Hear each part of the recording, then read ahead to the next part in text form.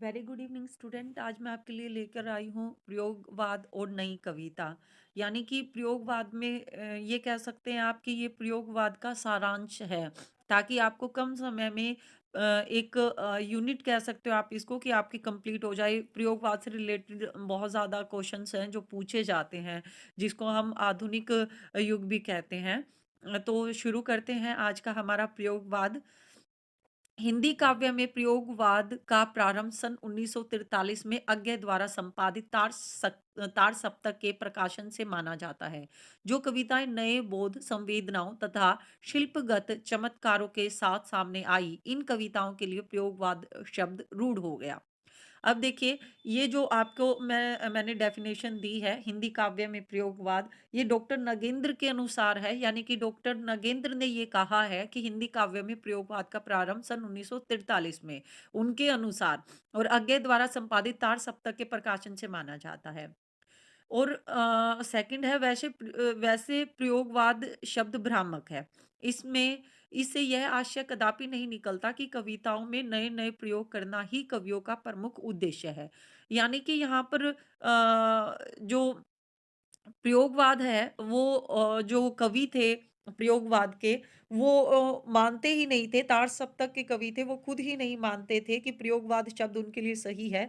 वे अपने आप को प्रयोगशील मान लेते थे। प्रयोग शब्द उनके लिए प्रयोग शब्द ही इस्तेमाल कर लेते थे, लेकिन प्रयोगवाद अपने आप को वो नहीं मानते थे। तो प्रयोगवाद का जो सर्वप्रथम आचार्य नंद दुलारे वाजपेयी ने ये नाम दिया था अपने एक निबंध प्रयोगवादी रचनाओं में। आपको ये याद रखना है कि प्रयोगवाद शब्द दिया किसने था? नंद दुलारे वाजपेयी ने दिया था। और जो प्रयोगवादी रचनाएं, एक निबंध उन्होंने लिखा था नंद दुलारे वाजपेयी जी ने, प्रयोगवादी रचनाएं, उनमें प्रयोगवाद शब्द उन्होंने दिया था। एक इसको में आपको याद रखना है कि अज्ञे इस काव्य धारा के प्रवर्तक माने जाते हैं। उनके द्वारा संपादित प्रतीक पत्रिका में इसकी शुरुआत मानी जाती है। यानी कि उनकी जो तार सप्तक के अनुसार ही नहीं, उनकी जो प्रतीक पत्रिका है, उससे भी जो प्रयोगवाद है उसकी शुरुआत मानी जाती है।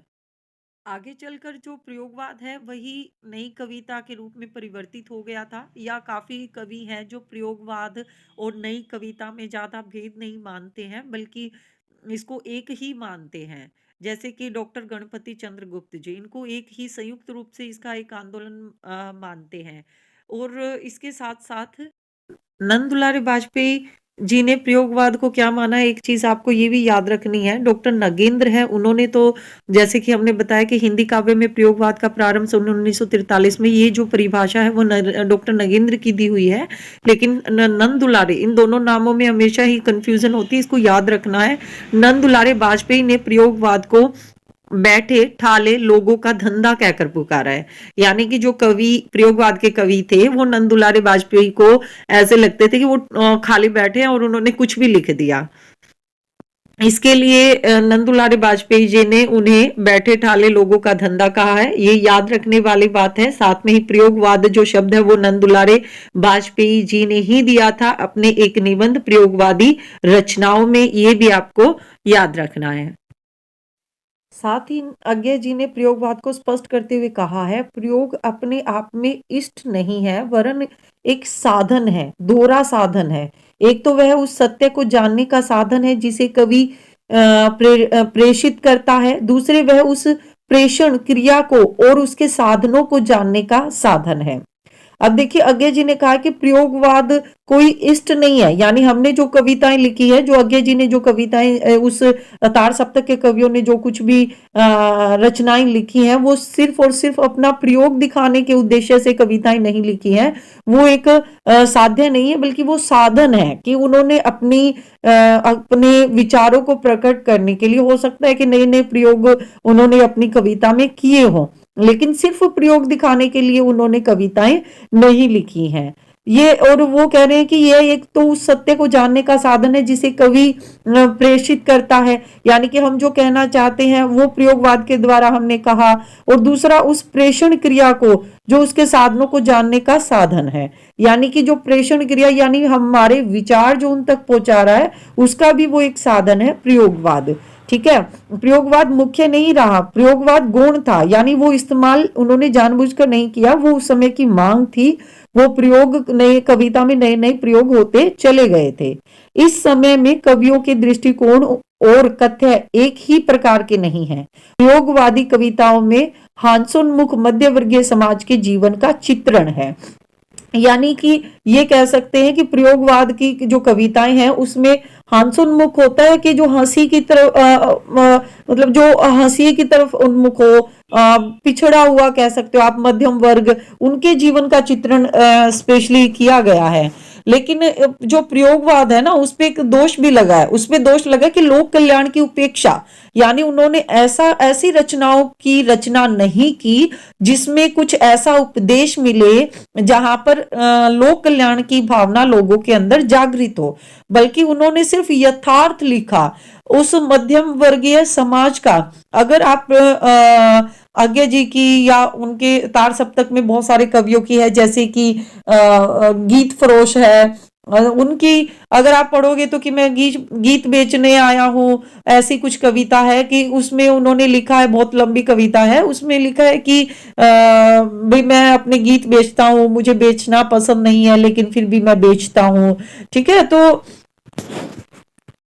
इसी प्रकार आपने आज्ञा जी द्वारा संपादित जो उपन्यास है शेखर एक जीवनी, उसको भी अगर आपने पढ़ा हो तो देखेंगे कि उसमें इतनी सच्चाई उसके अंदर डाल रखी है कि सब कुछ उसके अंदर ये नहीं है कि कुछ भी काल्पनिक हो, ऐसा सोचे कि ऐसा हो ही नहीं सकता, जीवन का यथार्थवाद उसमें दिया हुआ है। लेकिन अगर हम ऐसा यथार्थ पढ़ते हैं तो हम ये नहीं अपेक्षा कर सकते कि हम उस यथार्थवाद को पढ़कर उससे कुछ अच्छी शिक्षा ले सकते हैं। तो इसलिए इनके ऊपर दोष लगाया गया था कि जो प्रयोगवाद जो कविताएं हैं उस पर लोक कल्याण की उपेक्षा की गई है।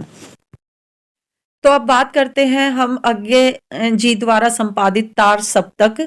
सबसे पहले आप ये जान ले कि आज्ञा जो है उनके अनुसार एक ही प्रकार के भाव चेतना के तार में पिरोए 7 कवियों की रचनाओं का संकलन तार सप्तक कहलाता है। ये आज्ञा जी ने कहा है कि जिनमें भाव चेतना सब एक जैसा था, ऐसे 7 कवियों को की जो रचनाएं एक ही जगह पर संपादित कर दी गई, उसको तार सप्तक कहा गया। तार सप्तक मूलतः प्रभाकर माचवे के दिमाग की उपज थी, परंतु इसके परिवर्तन का श्रेय आज्ञा को प्रदान किया जाता है। आज्ञा यानी कि आइडिया था वो तो प्रभाकर माचवे ने दिया था, लेकिन जो इसका परिवर्तन का श्रेय गया वो आज्ञा जी को गया। आज्ञा ने तार सप्तक के कवियों के बारे में एक विशेष टिप्पणी की थी, वो भी आपको याद रखनी है। ये 7 कवि किसी एक स्कूल के नहीं है, वे राही नहीं अपितु राहों के अन्वेषी हैं। यानी कि ये कहीं एक उनका कहना है कि जो तार सप्तक के कवि है वो एक ही जगह इकट्ठे नहीं हुए हैं, बल्कि वो राहों में मिले हैं और एक दूसरे के ही अन्वेषी हैं। ठीक है, इसके इसीलिए अब आपको ये भी पता होना चाहिए, आपके सामने 3 सप्तक है वो मैंने लिखे हुए हैं, लेकिन चौथा सप्तक मैंने यहाँ नहीं लिखा है, लेकिन इन्हीं सप्तक को हम सूत्र के माध्यम से याद करेंगे, तो वो सूत्र मैं आपको चारों सप्तक के दूंगी, क्योंकि तीसरा सप्तक है वो इतना महत्वपूर्ण नहीं है, उसको इतना पूछा नहीं जाता है, और 3 सप्तक ही हैं मुख्य जो प्रयोगवाद में आते हैं। इसलिए हम पहले तीनों जो सप्तक है उनके बारे में जान लेते हैं। तो पहला तार सप्तक है हमारा, जिसे कि प्रथम तार सप्तक भी बोला जाता है, सिर्फ तार सप्तक भी बोला जाता है। 1943 में इसका संकलन हुआ था और इसमें 7 कवियों की कविताएं थी, जो कि है नेमीचंद जैन, गजानन माधव मुक्तिबोध, भारत भूषण अग्रवाल, प्रभाकर माचवे, गिरजा कुमार माथुर, रामविलास शर्मा व आज्ञा जी। अब देखिए इसका एक सूत्र है, आज्ञा ने नेमी राम से मुक्ति पाने के लिए भारत प्रभाकर को गिरा दिया। इतना इजीली आपको याद हो जाएगा कि आप बिल्कुल भी कभी भी इसको नहीं भूलेंगे। पहला सप्तक, आज्ञा ने नेमी राम से मुक्ति पाने के लिए भारत प्रभाकर को गिरा दिया। इसमें 7 कवियों के नाम है, जिसे आप अपने मतलब सूत्र से मिलान करेंगे तो आपको और जल्दी उसको समझने में और याद करने में आसानी हो जाएगी। जो द्वितीय तार सप्तक है, दूसरा जो सप्तक है 1951 में, इसमें 7 कवि थे, भवानी प्रसाद मिश्र, शकुंतला माथुर, हरि नारायण व्यास, शमशेर बहादुर सिंह, नरेश मेहता, रघुवीर सहाय और धर्मवीर भारती है। अब इसका सूत्र है, हरि धर्म के लिए रघुवीर ने शकुंतला को नरेश सिंह के भवन से निकाल दिया। ये सूत्र आप लिखकर 2-3 बार भी इसको याद करेंगे तो आपको याद हो जाएगा। हरिधर्म के लिए रघुवीर ने शकुंतला को नरेश सिंह के भवन से निकाल दिया। तो इस प्रकार से जो सातों कवि है, सातों कवियों के नाम एक लाइन में आपको याद हो जाते हैं। अगर आप इसको इस प्रकार से याद करेंगे रट कर, तो आपको याद नहीं होंगे। तीसरा सप्तक है जो कि 1959 में निकला था, जिसके 7 कवि थे प्रयाग नारायण त्रिपाठी, कुंवर नारायण कीर्ति चौधरी, केदारनाथ सिंह, मदन वात्सायन, विजय देव नारायण शाही और सर्वेश्वर दयाल सक्सेना। अब इसके लिए सूत्र है, कुंवर केदार के सर्व विजय की कीर्ति प्रयाग से लेकर मदनपुर तक फैल गई। देखिए कितना इजी सूत्र है, इसको आप इजीली याद कर सकते हैं लिखकर। चौथा सप्तक है हमारा 1989 यानी कि 1979 में चौथा सप्तक निकला था, जिसके कवि थे जो कि बाद में प्रयोगवाद से नई कविता में शामिल हो गए थे। ठीक है, तो इसमें है क्योंकि 1950 हमने पढ़ा था स्टार्टिंग में कि 1953 से लेकर 1954 तक ही जो प्रयोगवाद 53 या 54 तक ही प्रयोगवाद माना जाता है। तो चौथा सप्तक के जो कवि थे अवधेश के राजकुमार श्री राम ने राजेंद्र नंद किशोर को सुमन के साथ स्वदेश भेज दिया। तो इसमें आपको याद रखना है, चौथे सप्तक के जो कवि हैं वो है हमारे अवधेश कुमार, राजकुमार कुंभज, श्री राम वर्मा, राजेंद्र किशोर, नंद किशोर आचार्य, सुमन राजे एंड स्वदेश और स्वदेश भारती। तो इस तरीके से आप सूत्र के माध्यम से ये चारों भी याद रख सकते हैं। कम ही पूछे जाते हैं लेकिन सूत्र को आप इजीली याद रख सकते हैं, तो याद कर लीजिए, शायद कभी किसी एग्जामिनर का दिमाग। चलिए अब बात करते हैं प्रयोगवादी कवियों की जो विशेषताएं थी। प्रयोगवादी कवि यथार्थवादी थे, ये तो हम शुरुआत से ही पढ़ते आ रहे हैं। प्रेमचंद जी थे यथार्थवादी और आदर्शोन्मुखी थे, लेकिन प्रयोगवादी कवि केवल यथार्थवादी थे। वे भावुकता के स्थान पर ठोस बौद्धिकता को स्वीकार करते थे, यानी जो सच्चाई है उसी को स्वीकार करते थे। इमोशंस को कम मानते थे, जो धरातल पर जो चीजें सच है वही मानते थे।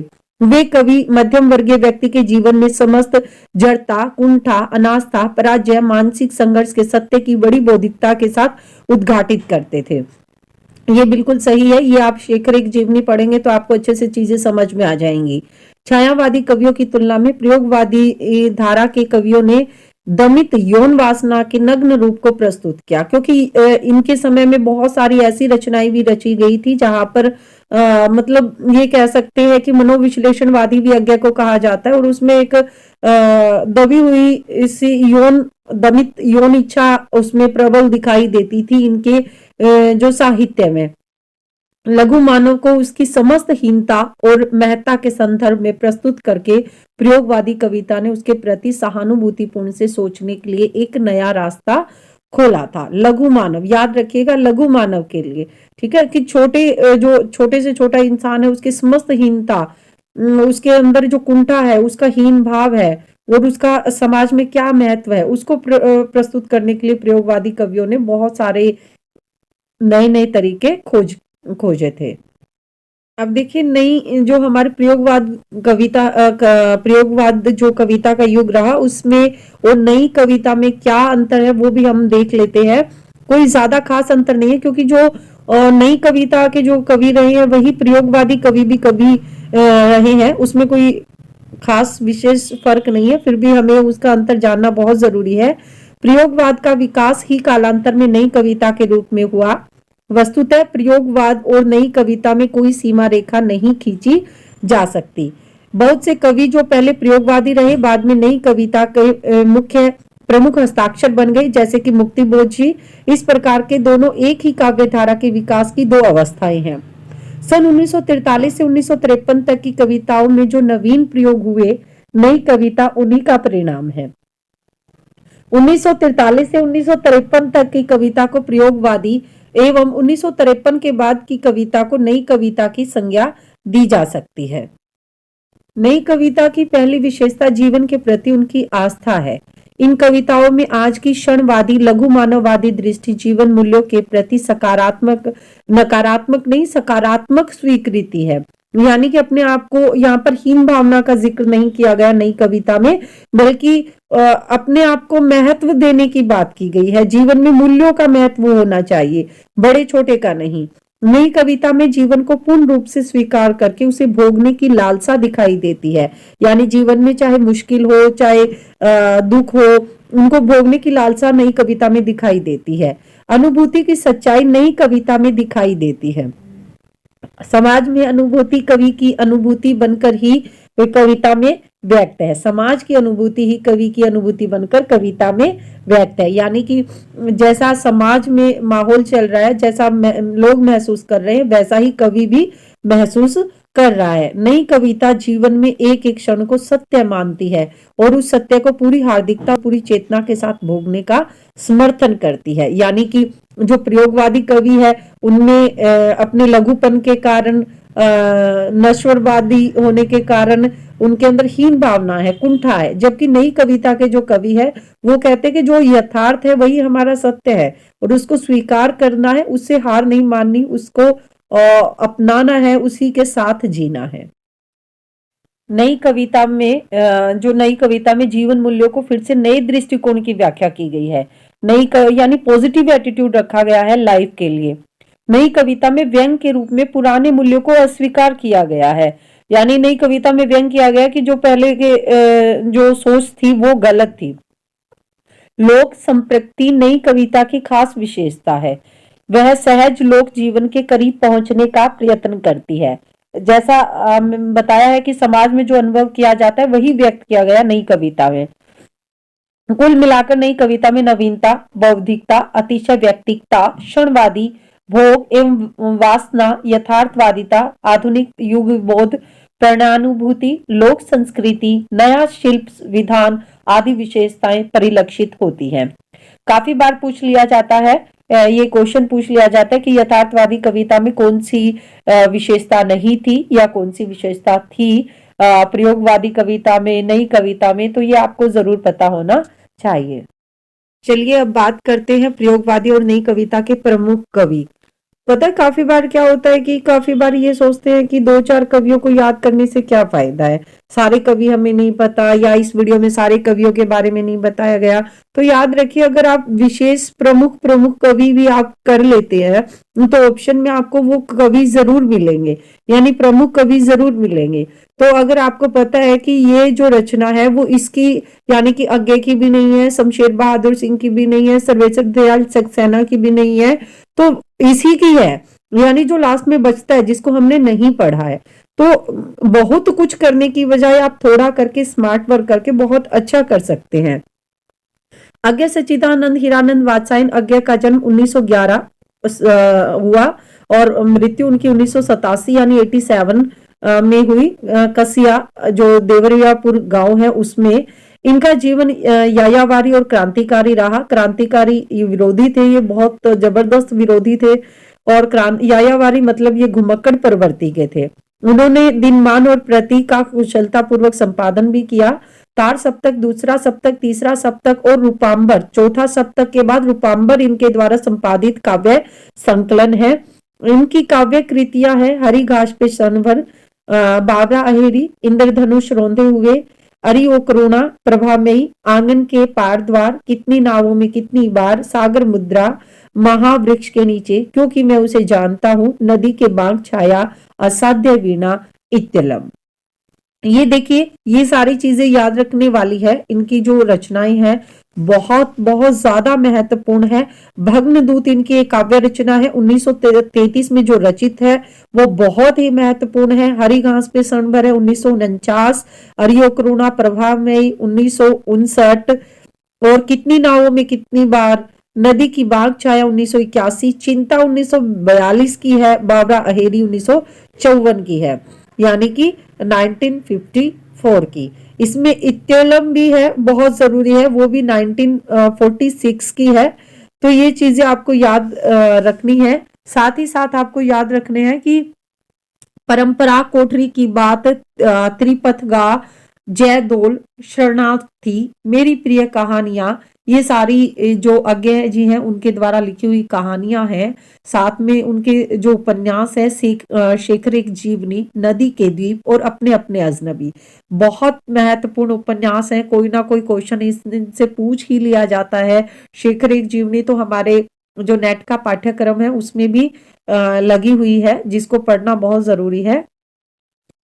इस प्रकार से देखिए, और आंगन के पार द्वार जो रचना है ना, उनको 1964 में साहित्य अकादमी पुरस्कार मिला था, तो ये भी आपको पता होनी चाहिए। और ये रचना 3 भागों में विभाजित थी, सलीला, चक्रांत शिला और असाध्य वीणा। इसमें 3 भाग थे, सलीला, चक्रांत शिला और असाध्य वीणा। कितनी नावों में कितनी बार जो इनकी रचना है, उनको भी भारतीय ज्ञानपीठ पुरस्कार मिला हुआ है 1978 में। अब बात करते हैं हम हमारे अगले कवि गिरजा कुमार माथुर, जिनका जन्म बात करते हैं हमारे अगले कवि गिरजा कुमार माथुर। इनका जन्म मध्य प्रदेश में सन 1919 में हुआ था। याद रखिएगा, 1919 में गिरजा कुमार माथुर का जन्म मध्य प्रदेश के में सन 1919 में। माथुर में प्रयोग और संवेदनाओं का बहुत ही सुंदर सामंजस्य था, कि मतलब प्रयोग तो किया लेकिन उन्होंने इमोशंस को नहीं छोड़ा, संवेदनाएं साथ रखी थी। जबकि प्रयोगवादी कवियों के लिए कहा गया कि उनमें संवेदनाएं नहीं थी। कवि ने छंद, भाषा और बिंब विधान सभी में प्रयोग किए गए हैं। इनकी काव्य कृतियां हैं मंजीर, नाश और निर्माण, धूप के दान। ये बहुत महत्वपूर्ण जो है, इनकी धूप के दान बहुत बार पूछी जाती है गिरजा कुमार माथुर की। साक्षी रहे वर्तमान, भीतरी नदी की यात्रा, शिला पंख चमकीले। ये आपको याद रखना है कि शिला पंख चमकीले और एक है चमकीले पंख, ये दोनों अलग अलग कृतियां हैं। तो शिला पंख चमकीले वो गिरजा कुमार माथुर द्वारा जो रचित है उन्हीं की है, तो ये आपको विशेष रूप से ध्यान रखना है। इसके बाद है छाया मत छूना मन, ये हमारी जो 10th का पाठ्यक्रम है उसमें भी लगी हुई है, छाया मत छूना मन। और पृथ्वी कल्प और कल्पांतर। तार सप्तक में व्यक्तिगत अनुभूतियां हैं, तो नाश और निर्माण, धूप के धाम और शिला पंख चमकीले सामाजिक जीवन की अनुभूति और यथार्थ उभरते हुए हैं। यानी कि जो तार सप्तक के कवियां हैं वो व्यक्तिगत अनुभूतियां दिखा रहे हैं, वही उनकी जो कृतियां हैं गिरजा कुमार माथुर की, नाश और निर्माण, धूप के दान, शिला पंख चमकीले, ये सामाजिक जीवन की अनुभूतियों के यथार्थ उभरते हैं। यानी व्यक्तिगत नहीं है, ये सामाजिकता को का बोध करवाती हैं। अगले हमारे कवि है गजानन माधव मुक्तिबोध। इनका जन्म 1917 में और मृत्यु 1964 में हुई। इनका जन्म ग्वालियर के कस्बे में हुआ था। तो मुक्तिबोध एक ऐसे कवि है जिनका अनुभव जगत बहुत व्यापक है। अंधेरे में कविता आप पढ़ेंगे तो आपको पता लगेगा कि मुक्तिबोध कितने गहरे में मतलब गहराई में जाकर लिखते थे। जीवन के विभिन्न दृष्टिकोणों को लेकर विकसित होने वाली नई कविता के अग्रज कवि सच्चे अर्थों में मुक्तिबोध ही है। उनकी सबसे बड़ी शक्ति है लोक परिवेश में गहरी संपृक्ति तथा जनजीवन में विश्वास। इनकी काव्य रचनाएं हैं, देखिए गजानन माधव मुक्तिबोध है, उन्होंने प्रयोगवाद की कविताएं भी लिखी है, नई कविताओं में भी उनकी कविताएं हैं। इनकी जो प्रमुख काव्य रचना है वो है चांद का मुटेड़ा और भूरी भूरी खाक धूल। तो ये दोनों आपके बहुत ही महत्वपूर्ण है, इसको जरूर याद रखिएगा। चांद का मुटेड़ा 1964 में और भूरी भूरी खाक धूल 1980 में प्रकाशित हुई थी। तो इसमें जो जितनी भी कविताएं हैं इनके अंदर ही जो है वो रचित है, इनको आप जरूर ध्यान रखिएगा।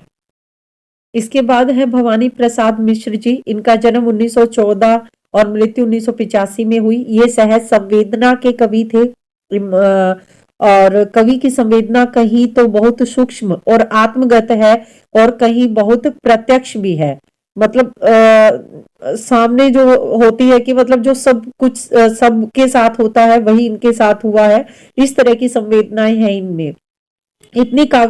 इनकी जो काव्य रचनाएं हैं वो है कमल के फूल, वाणी की दीनता, टूटने के सुख, सतपुड़ा के जंगल और सन्नाटा, गीत फरोश, चकित है दुख, अंधेरी कविताएं, गांधी पश्यंती, बुनी हुई रस्सी आदि।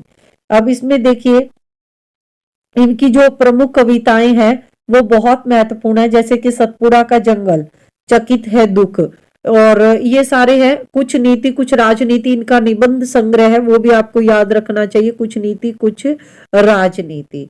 और इन्होंने कभी कोई बाल कविताएं भी, कुछ बाल कविताओं की भी इन्होंने रचना की है। और इनकी जो कविताएं जैसे कल्पना एवं गांधी वादगम्य नामक पत्रिकाओं का भी संपादन इन्होंने किया है। गांधी और वाडगम्य नामक, गांधी वाडगम्य नामक कल्पना का भी इन्होंने संपादन किया है। और अपने जो बड़े पिता और बड़े भाई की प्रेरणा से मात्र 10 वर्ष की आयु में इन्होंने अपनी पहली कविता घोड़े के विषय पर लिख डाली थी, केवल 10 वर्ष की आयु में। तो ये आपको ये चीजें पता होनी चाहिए। इनकी सहजता भाषा को देखकर गांधी जी के चरखे की सहजता का आभास होता है, जिसके कारण इनको कविता का गांधी भी कहा जाता है। यानी कविता का गांधी किसे कहा जाता है? भवानी प्रसाद मिश्र जी को कविता का गांधी कहा जाता है।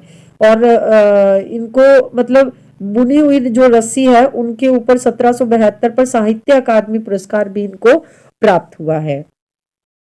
अगले हमारे प्रमुख कवि हैं शमशेर बहादुर सिंह, जिनका जन्म 1911। याद रखना, देखिए कोरिलेट कर सकते हैं आप, आज्ञा का जन्म भी 1911 और शमशेर बहादुर सिंह का जन्म भी 1911 में हुआ है।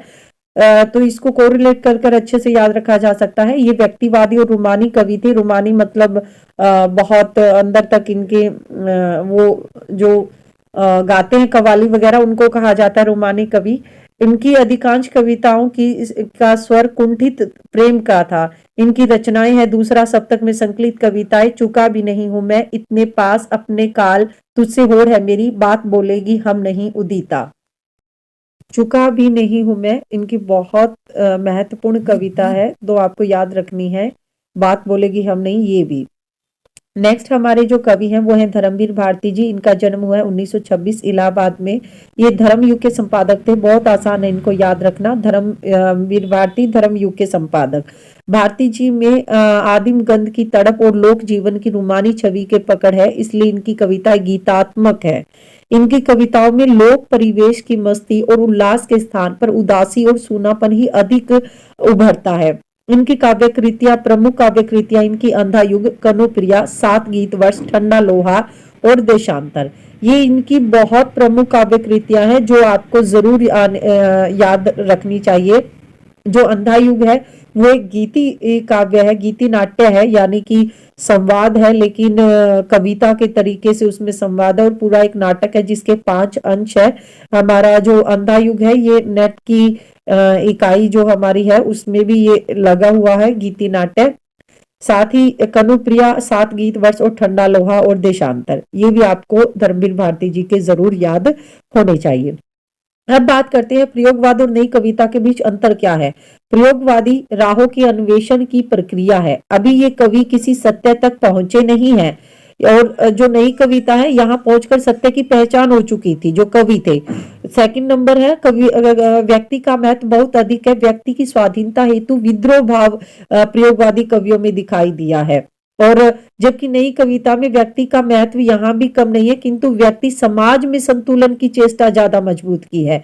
यानी व्यक्ति व्यक्तिगत नहीं रहा है, उसने समाज के बारे में ज्यादा सोचा है, जबकि प्रयोगवादी व्यक्तिगत भाव ज्यादा था, विद्रोह ज्यादा था।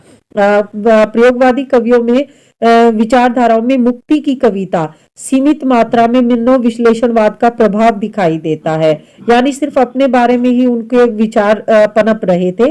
जबकि नई कविता में इनकी एक धारा इन व्यक्तिवाद का प्रभाव, तो दूसरी ओर धारा में समाजवाद का प्रभाव भी साफ दिखाई देता है, जैसे कि मुक्तिबोध। जहां आज्ञा है वो भी नई कविता में प्रवेश कर चुके थे, नई कविता उन्होंने लिखी है। तो आज्ञा में जहां व्यक्तिवाद था, वहीं पर जो मुक्तिवाद है उनकी कविताओं में समाजवाद भी साफ दिखाई देता है। तो इस प्रकार से केवल मात्र आप ये कह सकते हैं कि आधे घंटे में आप एक पूरा जो हमारा है प्रयोगवाद और नई कविता दोनों को आपने जान लिया, पहचान लिया और सीख लिया है।